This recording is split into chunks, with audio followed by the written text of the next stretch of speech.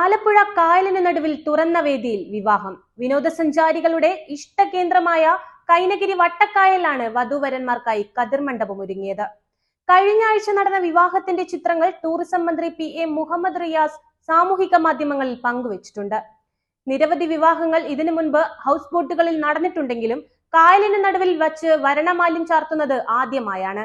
DDPCയുടെ Kainagiri house boat ടെർമിനലിലെ പ്രത്യേകം തയ്യാറാക്കിയ ജങ്കാറിൽ കേരളത്തിലെ പാരമ്പര്യ കലകളും നൃത്തരൂപങ്ങളും കോർത്തിണക്കിയായിരുന്നു ചടങ്ങുകൾ. നെഹ്റു ട്രോഫി വള്ളംകളി ചരിത്രത്തിലെ ഒരേയൊരു വനിതാ ക്യാപ്റ്റനായ ഹരിത അനിലിന്റേതായിരുന്നു വിവാഹം. ചാലക്കുടി സ്വദേശി ഹരിനാഥാണ് വരൻ. ടെർമിനലിന്റെ ഇരുവശത്തും ജങ്കാറുകളിലും ശിക്കാര വള്ളങ്ങളിലുമായി വിദേശികളടക്കം 700ഓളം അതിഥികളാണ് വിവാഹത്തിന് സാക്ഷ്യം വഹിച്ചത്.